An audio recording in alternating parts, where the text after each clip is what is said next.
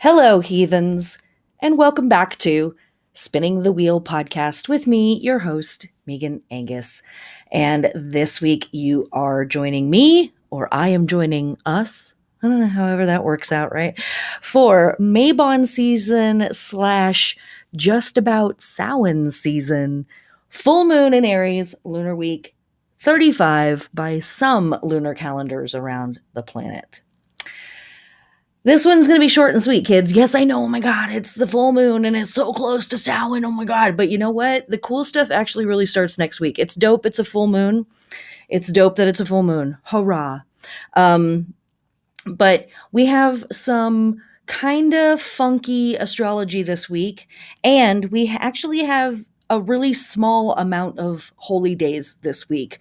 So rather than my usual hour and 35 minutes. I'm going to save my voice and I'm going to just dial in on the really potent stuff that I think that we are going to want to work with and have to work with over the course of the next 7 or so days. All right, my friends, let's get into it.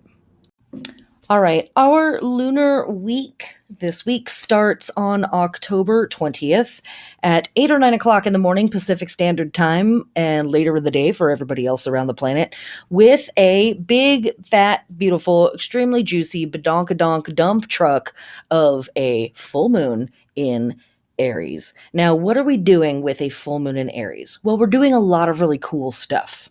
But the big magical work that we are doing is we are kind of reviewing and participating in fighting battles, internal and external.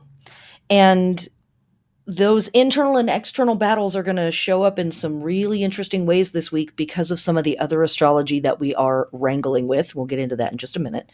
But really, when we have this full moon in Aries, let's think about first our lunar process, right? We start out with our new moon. That's a seed.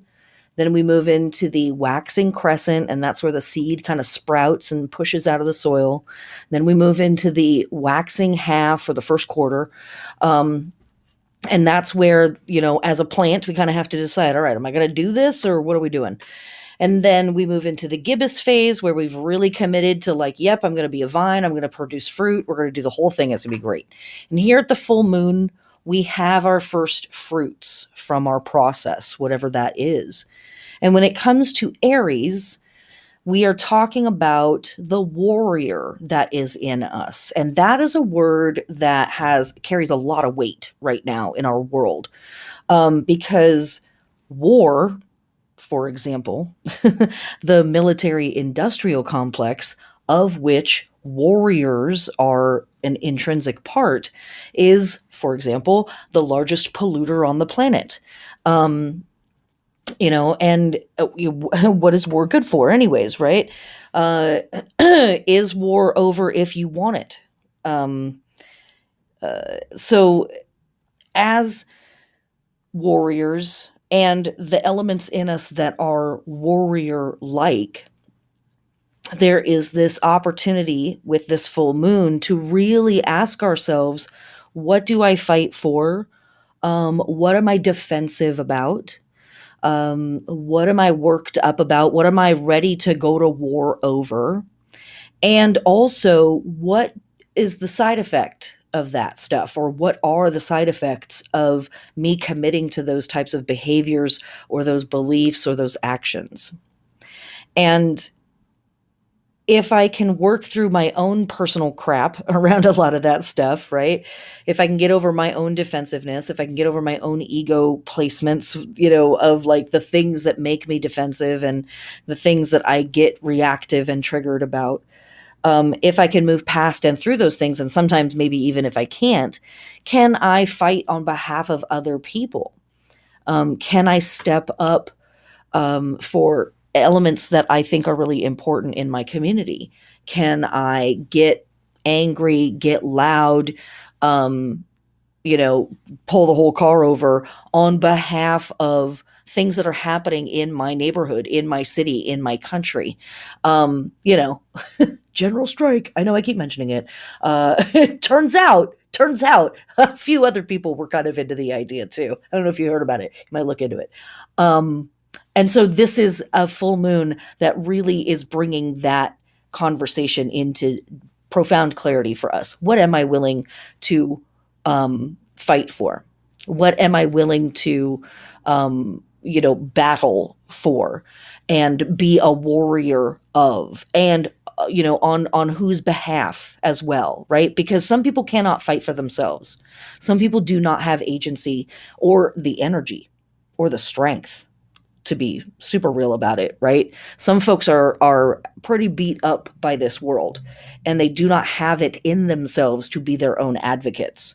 We're going to talk about that a little bit more in a second later in the week.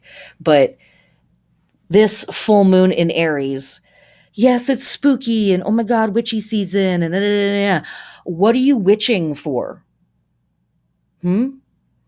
You look super cute on your Instagram in your big black hat stirring your cauldron.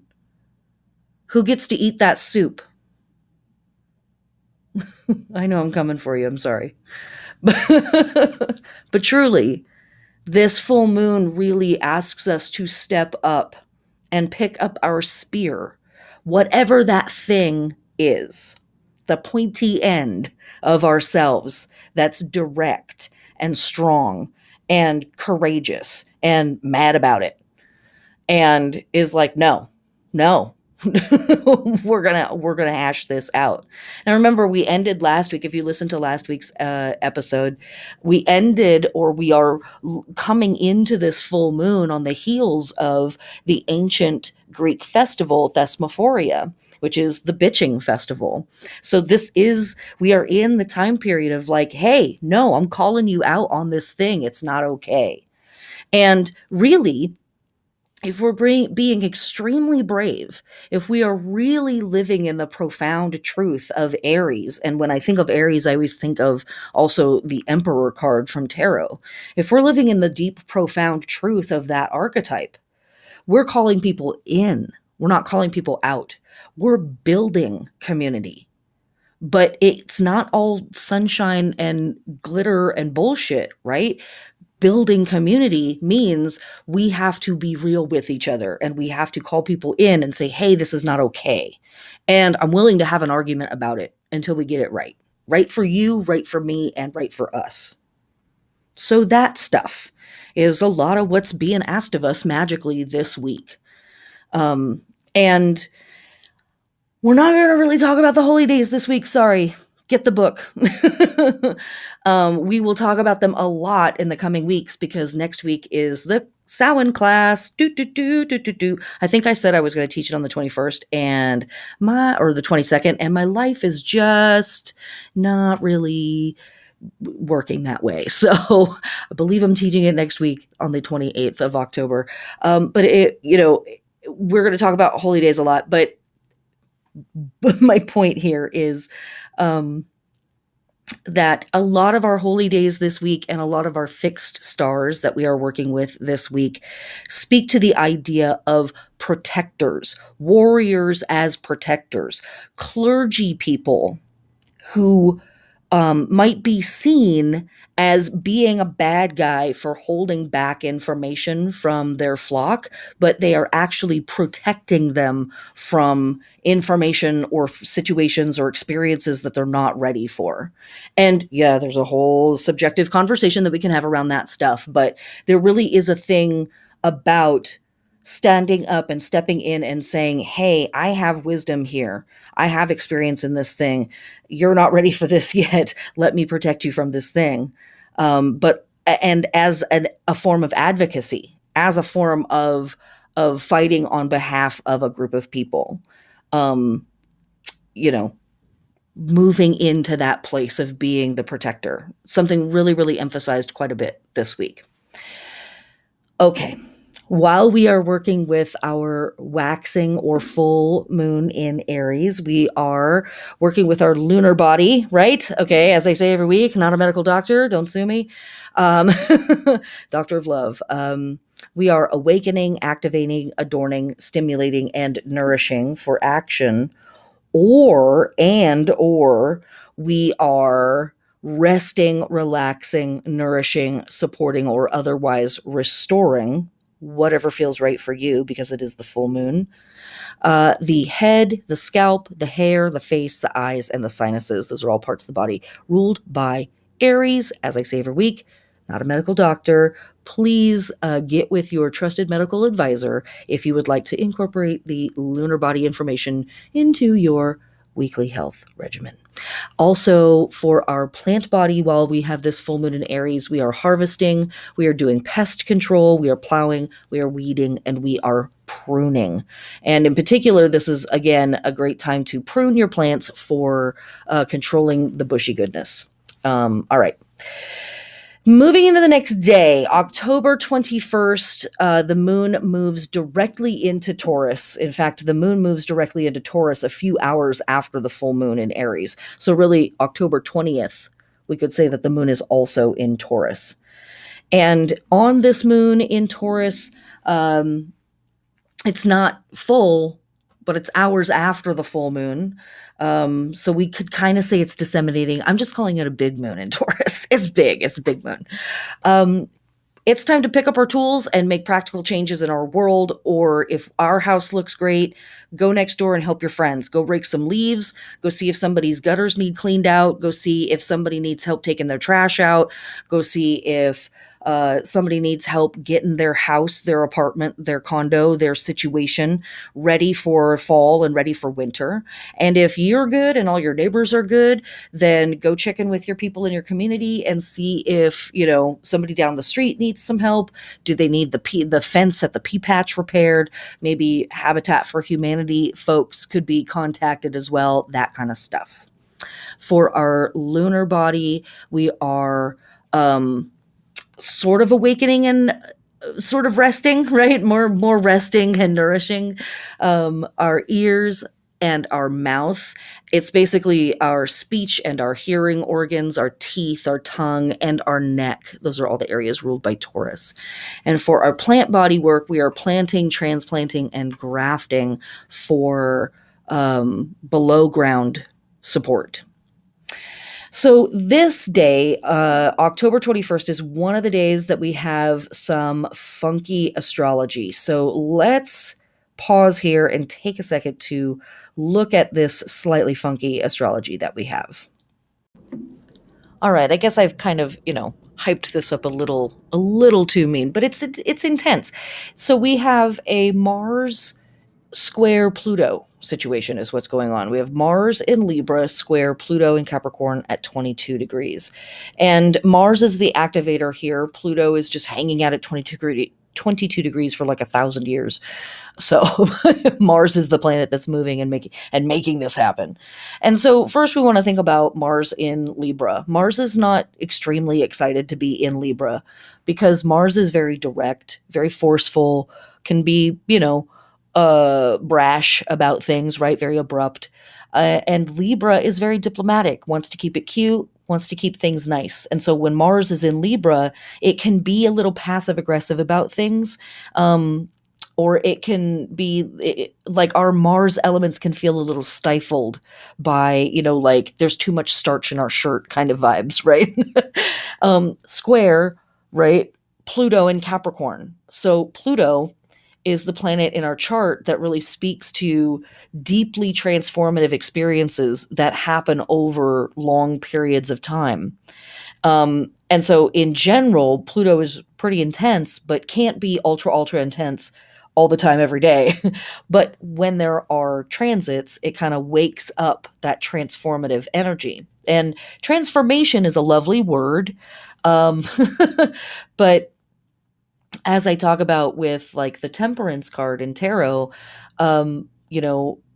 it sounds lovely to talk about forging steel. Oh, to be the ore, however, right?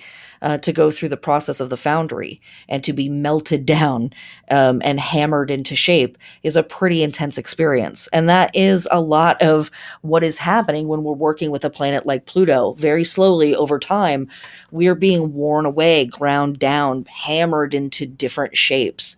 That, of course, it's really good for you. It's character building. This is supposed it's supposed to be happening. But while Pluto is hanging out in Capricorn, it can get real stodgy about it, and it can get real dedicated to the traditional forms of things and the old forms of things. Even though Capricorn is a cardinal sign, and so it does want to initiate stuff, it wants to initiate things that are going to last through time and stand the test of time. And of course, its ruling planet, Capricorn's ruling planet, is Saturn. And Saturn is more than happy for things to be very slow and to never change, right? Stick with the traditional, stick with the conservative. So Pluto in Capricorn is like, I'm transforming things, but I have a bit of a conservative edge to how we're transforming things. Mars, again, coming back to that planet, brash, the warrior, right? A lot of that energy that we're talking about with the full moon in Aries is now coming through in this Mars in Libra square Pluto and Capricorn situation, and that energy may feel thwarted. So I really want to kind of, prepare you for that sense of like feeling very fired up with the full moon, and here just a day later it's like burnt, feel like you're just running right into a wall. When we are working with this Mars square Pluto situation, ways that this might manifest are serious conflicts between the energy of the individual and the energy of the group. So we have a week, that's kind of encouraging us to work with the group and work on behalf of the group, fight on behalf of the group, advocate on behalf of the group. But this Mars square Pluto situation is very like, well, but, and I'm kind of fussy when it comes to that stuff. I feel like I'm against the vision of the group. And depending on how bad you want to do the thing or how hard the group seems to be fighting you is how gnarly this transit might turn out. But on the positive end, or on the other dynamic end of this square, it can be an incredible time for creatively transforming the world around you. So it can manifest as really intense power struggles, but it can also manifest as this incredibly dynamic situation wherein really powerful transformative stuff can happen. And with Pluto, sometimes that's exactly the same situation. Like, this is really frustrating and hard, and something really profound is changing because this difficult thing has come to the surface. Always, for me, when I think of the planet Pluto, I'm thinking about volcanoes. And I'm thinking about the time that it takes for a volcano to build up enough pressure. But that's sort of the situation, right? Instead of it just naturally, instead of it releasing, its natural process is to not release and to let a bunch of pressure build up and then to have this big blast, this big thing that changes the landscape, and is really kind of epic, but also can be really destructive, right? It can really be apocalyptic sometimes with Pluto. So maybe we'll get hit by an asteroid. We're probably not that lucky, though. Let's just be honest. So on this day, just take care of yourself. The most powerful thing that we can do on this day is to, whenever, especially when it comes to Mars, take a step back, take a few breaths, and think to yourself, okay, I'm getting worked up. I'm getting defensive. I feel like I'm being attacked. That may or may not be happening, but I don't have to react to it unless your life is in danger. Then fight like hell, kill them. But don't sue me for saying that you should kill somebody that's trying to kill you. But if a fight needs to happen, stand up for it, right? And that's sort of the other message of this week is like, when the fight comes to you, if it needs to be fought, fight it.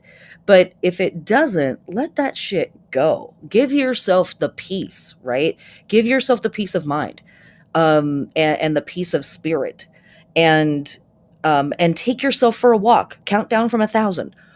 Go sniff some lavender. Whatever you got to do to be able to give yourself the space to say to yourself, "Wow, I'm really like hackled up about this. I'm really like freaked out about this. This is really like getting me angry, getting me defensive.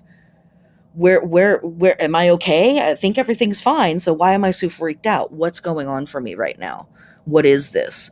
When it comes to Pluto stuff, the moment that we can, from a loving and not judgmental but super ultra real place, turn that like erg thing back into ourselves, again, from a loving and non-judgmental place. We don't want to turn it into attacking ourselves, but we want to turn it into a like, okay, I'm trying to like wrangle something really intense in the world. Is this actually something that's needing to be wrangled in myself?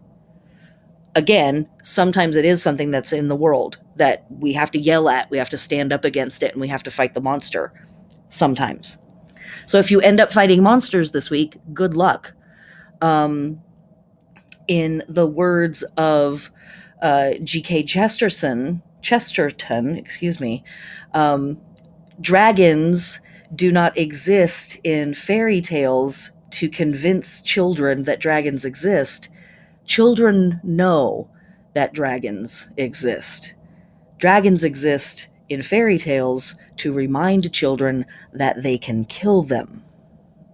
And so sometimes when we're having these hard moments in our life, it is to remind us, or one of the things that we can get out of it. Let's not say that it's only happening to do this, to remind us of something. Shit happens, right? One of the ways that we can interpret those experiences is as a reminder of, oh, right, that's right. I'm a fucking badass. I almost forgot. It was starting to get weird in here. And I was like losing my light for a moment. That's right. I'm dope. We're awesome. This is incredible. We can do all kinds of really cool stuff. So let's make that happen. Like right now. But be easy with yourself. It's tough. It's tough astrology. Be easy with yourself. Okay, let's move on to the rest of the week. Okay, October 22nd, our moon is still in Taurus, so we are still doing our Taurus work with our moon. But also on this day, the only astrology that we have is just a little old thing of the sun entering Scorpio. Hello! Of course, this is for tropical or Western astrology in Vedic and sidereal astrology and probably some other systems. The sun is still fully ensconced in the sign of Libra. Okay, so what are we doing with the sun in Scorpio? Well, of course, as we talk about every month, the sun represents our sense of self, our source, our creative potential, our connection to our sense of self, all of that. And when we're working with the sign of Scorpio is a fixed sign, so it likes to sustain and maintain things. It's a water sign, so it's very emotive. It can be very deep, it can be very personal and very private, and also very secretive. Um, and and so the types of things that we can adapt or adopt, I guess I should say, as the moon is, or excuse me, as the sun is moving through the sign of Scorpio, is that we may start to have more adventures or take on more of an air of transformation. Very Plutonic, I guess I should say, because Pluto is the modern ruler of Scorpio. Of course, the ancient ruler is Mars. So here now we reveal the secret sauce of this Mars square Pluto situation. Is that, we now have the sun entering Scorpio. And so these two rulers are kind of having this argument or this back and forth. Within us, it's fine. Everything's fine. So we may take on an air of the occult or the mysterious. We may be really into the idea of penetrative psychological experiences and transformative sexual and psychological experiences. As the sun moves through Scorpio, we can have really dark and spooky experiences with our shadow side that are ultimately extremely healing. And also a lot of stuff around like power and power structures and uh, um, power in relationships gets brought to the surface as well, and our feelings about that and our tendencies towards those things as well, our fixations, our fears, our illusions, our misunderstandings around death and profound change and profound transformation, right? Transformation sounds super exciting until we actually get into it, and then it's like, oh god, wait, what did I say I was going to do? Like, it freaks us out, right? And so a lot of that type of stuff can come up for us in Scorpio season. Wow, it's also just about Samhain season where we do all that same stuff. Oh, I'm sure it's a coincidence. We haven't said that on the podcast in a while. Um, we can get secretive. We can get paranoid. We can get deceptive when our fears are activated, when our insecurities are poked at, when things start to get spooky around us. We can then lash out, and our, very altruistic warrior vibes that we are talking about earlier this week suddenly become cruel or vindictive or revengeful. And our sexy, transgressive vibes that we start out with somebody, suddenly it becomes jealousy, or it becomes really overwhelming, or it becomes again like this weird, power switch situation of like, okay, this is weird, I didn't know what was going on, but it's getting weirder even more so now. So it can get a little spooky during Scorpio season. It's okay, we got it in us, we do it every year, it's going to be fine, but you'll probably just start to notice some more of that type of stuff in your world. All right, moving on with the rest of the week. On October 23rd, our disseminating moon enters Gemini. And this is a really fantastic time for reading and comparing the writings of different people, especially if they have different views on the same subject. It is a great time for book discussions. It's a great time for intellectual research, and it is an even better time to send ideas out to places where they can be read. Above all, it is a great time to write anything. So just put some pen to paper, dust off the keyboard, get to it. For our lunar body, we are resting, relaxing, nourishing, supporting, or otherwise restoring the shoulders, the elbows, the wrists, the arms in total, and the hands. So, yes, we're doing some writing, but we want to be very gentle with ourselves as we're doing so. And for our plant body work, we are harvesting and we are controlling insects and pests. We are plowing and we are weeding. Moving to October 24th, we still have our disseminating moon in Gemini, and it hits the exact degree of disseminating moon at 16 degrees on October 24th. We have no other astrology for that day. Moving to October 25th, we have the disseminating moon entering Cancer. And this is the moon where, now that we have advocated, we've gotten our will up, right? We've gotten our passions up with our Aries full moon about advocating for folks and fighting on behalf of people. We put hammer to nail and we built some things and we made some things happen. We've read thinkers and doers and we've read opinions and we've had some discourse around that. Now, as the moon enters Cancer, we want to do work on behalf of people and parts of ourselves that need or needed protection. So again, this emphasis on this idea of protection as a means perhaps of pulling ourselves away from our anger or circumventing it, maybe. I don't know.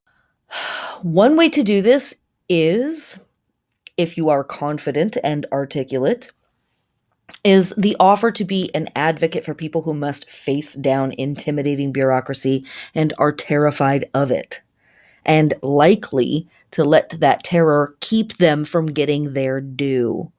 So perhaps go out and bolster some of those strike lines that you see out there. Maybe there's some folks that really want to strike, but they are scared to do it. This might be a good time to support them. Or even just write a nice letter to somebody and say, hey, I appreciate the work that you're doing. Thank you for being as brave as you are. You could also go with a friend while they, or anybody in your community, while they attempt to tackle a difficult task and give them the moral support and the pep talk that they need and deserve. But it is also a great time to check in on our own internal walls, the ones that we erect for self-protection, and to see if they are really still needed. And if they are, determine whether they are a good working order and not full of holes. So, yes, we want to check in with people in our world, but while we have the few days of this disseminating moon in Cancer, we also want to be checking in with ourself and our defensiveness and make sure that it is rightly placed, and also that we aren't letting people walk all over us and letting people get away with stuff that maybe they actually need to be called out on. All right, for our lunar body work, we are resting, relaxing, nourishing, supporting, or otherwise restoring the belly, the breasts, and the chest. And for our plant body work, we are planting, transplanting, and grafting. Okay, moving to October 26th, we still have our disseminating moon hanging out in Cancer. And our astrology for this day is not the worst thing ever, but it is funky.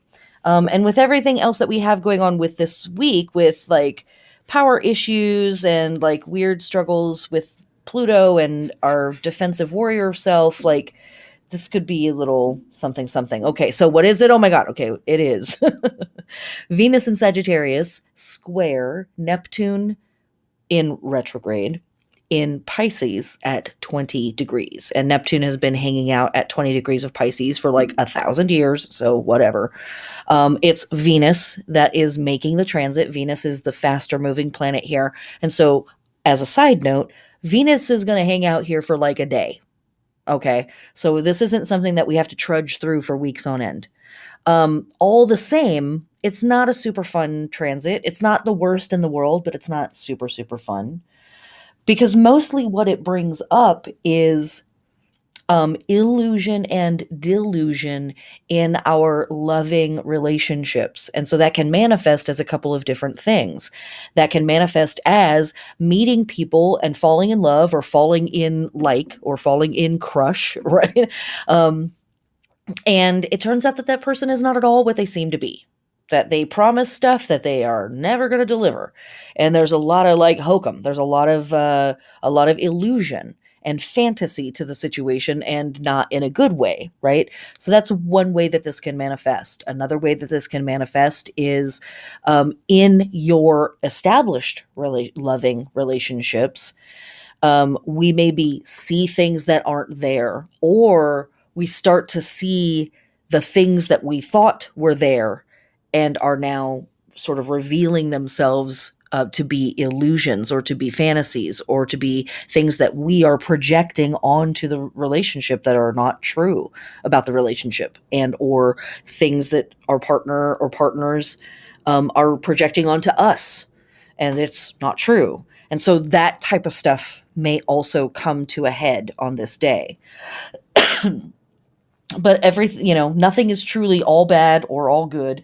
And so this can also be an incredible day for creativity, for artistic endeavor, for imaginative pursuits, for very mystical experiences, for, spiritual experiences that kind of go beyond words or go beyond logic, that go beyond things that can be expressed in the physical realm, dream work, astral realm work. It can be really, really good for that stuff. But that illusion delusion thing still applies. So also a funky day for like dealing with gurus, also a funky day for dealing with, again, people who are trying to, get you to believe one thing and pulling a bait and switch on you and trying to, like it's Venus, right? There could be something here about being suckered into buying something that is not at all what it appears to be. So just know that it's a day that could be super, super foggy. And with all of the defensiveness and weird power dynamic stuff that has been coming up earlier in the week, that fogginess could really push you into feeling like, oh, I'm super paranoid. I don't know who to trust. Know that it's going to pass. Again, it's one of those moments of like, I don't have to make a decision right in this moment. I'll just tell them I'll get back to you in 24 hours, and I'm sure I'll have a clearer perspective on what's going on. It's always okay to put yourself in timeout. Always okay to put yourself in timeout. I'm gonna have that carved on my tombstone. I'm not gonna have a tombstone. They're gonna burn me. Or maybe I'll do that aquamation I keep hearing so much about. Anyways, that is the big beefy situation of October 26th. So we are going to move right on to October 27th. We still have our disseminating moon in Cancer. And that's it. There's no astrology for this day. And that's all the astrology for this week. I went back and looked through the book a few times. I may have missed something. I'm not perfect. But I was like, that's it. That's it. That's plenty, honestly. God is bless. We have a boring ass week. Thank you. I know we didn't talk about the holy days. And I'm sorry. I just, I got a lot of stuff going on. Sorry. It'll be better soon.